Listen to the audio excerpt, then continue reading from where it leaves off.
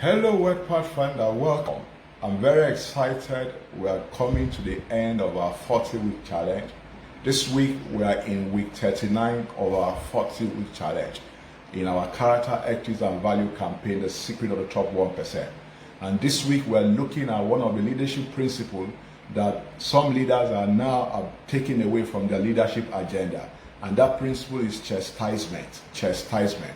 What is chastisement? Webster says it is the punishment or the discipline given to bring correction to that which is wrong or evil.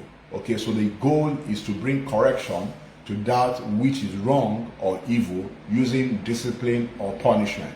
It is a punishment intended to correct, to reform, to improve, and to rehabilitate. So the intention of this correction is to, of this punishment is to correct, is to reform, is to improve. So the goal of chastisement is for the betterment of everyone in the team, everyone in the family, everyone in the business.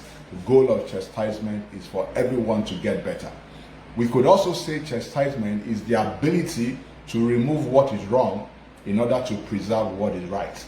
The whole goal of this campaign is to remove what is wrong so that we can preserve what is right. We want to preserve the right values.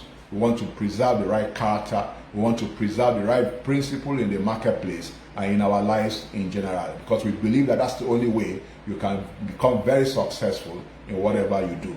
So the question I ask is that, why do I recommend that chastisement should not be ignored?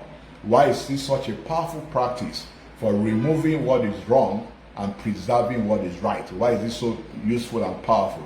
It is because the fear of consequences is the most common motivation why people do what they do. Okay, so you want to take advantage of that motivation, for the good of people, so that they can develop character, they can adopt the right value in life and live by the right principle. So you want to use the most common motivation for the good of people. It is not necessarily the best motivation, but I say is the most common motivation. So let's look at the 4 basic motivations, okay, why people do what they do. 4 basic motivations why we all do what we do. The first one is being responsible. When we feel responsible to do some things, we commit to do them. So responsibility gets us, to commit to do things, and we actually go out and do them. Okay. The second is the fear of consequences. We fear the consequences of not doing them, and because of that, we go out there and do them. The third one is the joy of achievement. Okay, we all desire achievement, we all desire accomplishment, and we enjoy the feeling of accomplishment and achievement, and that gets us to get to work so that we can accomplish what we feel, proud about. Okay, so the joy of accomplishment causes us to do some of the things we do. Then the fourth motivation is living our dream. We have goals, we have dreams we want to fulfill. And in order to reach those goals and fulfill those dreams, we must get to work. So, the desire to live our dream and accomplish our goal causes us, to take action. However, of these 4 motivations, the most common is the fear of consequences. I'm not saying it's the best, but it's the most common. And if it's the most common, then it becomes a very veritable tool for us to use to help people to develop discipline, character, and instill the right value so that they can succeed in life. So I give you an example. For many business people, the fear of losing their businesses motivate them to keep working hard. They fear losing their businesses, so they get to work and do what they need to do. Okay. Secondly, the average employee work for the fear of losing their job. Some of these people hate their job, but they keep working on it because they fear the consequences of losing their job. I'm not saying this is the best place to be, but I'm just trying to tell you that it's one of the common motivation of people, so we can use it to the advantage of the people, not to their disadvantage. For example also, okay, a lot of people do exercise on a regular basis, not because they enjoy doing exercise, but they do so, why? Okay, because, they fear the consequences of not doing exercise, which is bad health. Okay, so consequences may not be the best motivation. However, some level of fear is needed, to develop discipline and character, which is what we want to achieve. We want members of our team to develop character. We want members of our team to be disciplined. Because of that, consequence management becomes very important. So it's not a wrong thing whatsoever to have a measure of fear, as long as that measure of fear, leads us to do the right thing.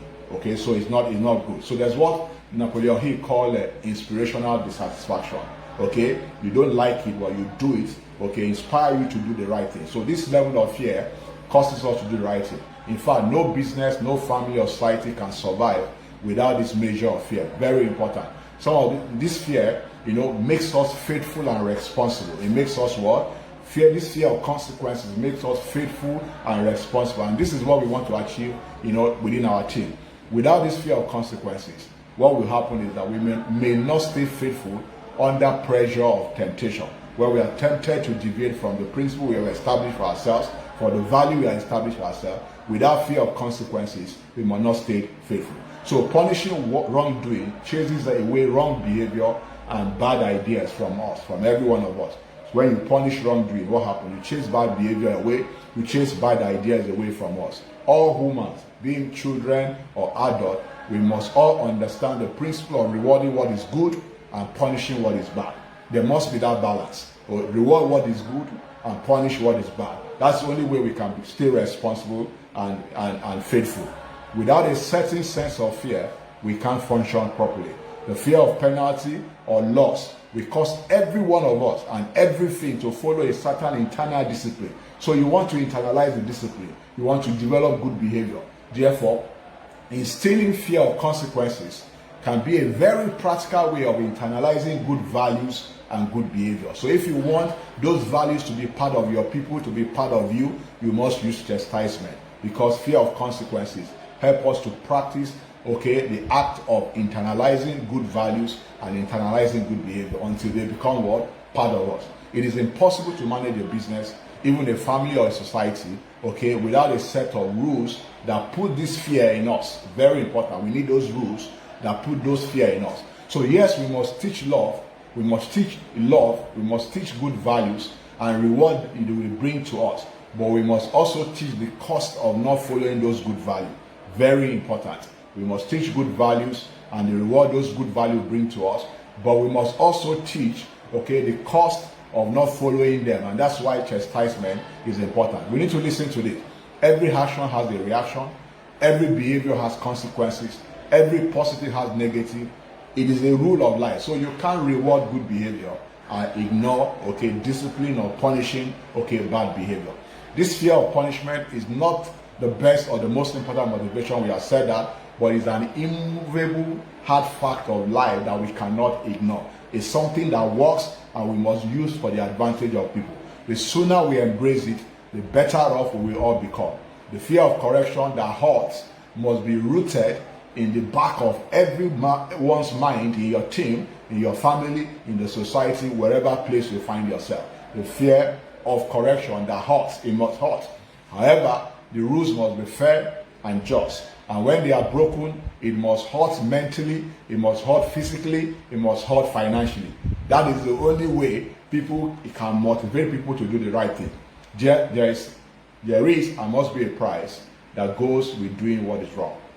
There is and there must be a price in doing what is wrong. If you want people to develop character, if you want people to internalize some good values, and live by the principles that will take them to their destination. So what are the benefits of chastisement? 3 of them quickly because of our time. 1 is that we remain firm in our principle for fear of the cost of violating them. So it makes us remain firm, in the principles that we have set out for ourselves, in the values we have set out ourselves to live by. 2, we are motivated to obtain better ways of doing things and grow personally to do them better so that we can avoid penalty. 3, high standards are upheld and our businesses, our families, our society benefit from this. This is a universal law. So it's very important. These are the benefits of, chastisement. So how do you and I use chastisement to the advantage of everyone in our team, everyone in our business? How can we use chastisement to everybody's advantage? The first is that we must all establish clear rules with clear consequences when the rules are broken. Establish clear rules and clear consequences when the rules are broken. 2, communicate those rules clearly. The communication must be clear. This is to eliminate ignorance and the fear of the unknown. When they don't know the consequences of breaking the rule, Okay, the fear, might cage them and they will not be able to express themselves, freely. This allows people to measure themselves and take responsibility. So people knows the boundary and they're able to operate freely within the boundary. And some will even go the extra mile of, proactively discipline themselves so that the law will not discipline them when they go wrong. So they discipline themselves. So some people, if there's consequence for coming late, some people discipline themselves to make sure that every time they come early, so that the laws don't catch up with them. So they discipline themselves. The third benefit, tough way we can use chastisement to our advantage is that be ready to explain the reason behind the rules. Remember, we have said that it's for correction, it's for improvement, it's for rehabilitation. People need to know the motivation behind the rules.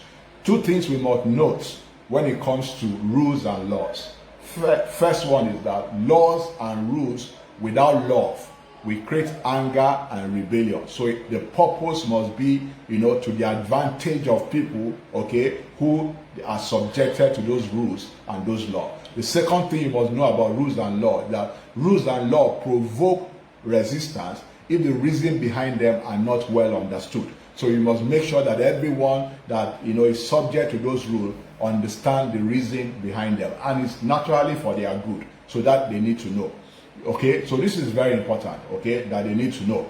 The fourth way we can take advantage, fourth way we can take advantage of chastisement for the good of everyone in our business, that make the punishment fit the wrongdoing. It must be fit for purpose. Don't use a sledgehammer to kill an ant. Very important. So keep a balance. Be aware that different people need different level of consequences. Everyone responds, differently. So as I close, I need you to know the following. One, it is impossible to lead a successful business without a set rules. Breaking or violating those rules must have clear consequences. Very important. We should fear the consequence of breaking the laws or the rules, but also understand that the laws are there for the good of everyone. We know the consequences and we understand that it's for the good of everyone. The goal is to get everyone to become better. We need to teach law, we need to teach good values and the benefit that comes with them, but we also must teach the consequences when we stray, and we don't follow the laid down rules. We must also teach what the consequences are.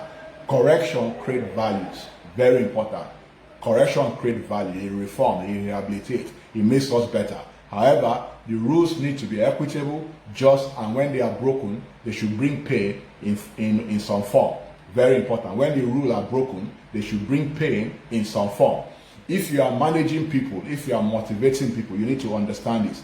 You must first establish the rule, that bring tough consequences when they are broken, and you must also have the capacity, to enforce them, You must be up to the challenge to enforce those rules, not that you enforce for some people and not able to enforce for some people. This will let people know, what you want from them, what you expect from them. This allows them to freely work within the framework and the boundaries of those rules. So they know where they can work freely, and they know where the boundaries are. I hope this is important. Why this is important is that if you want to dance, you can't be concerned about stepping on toes.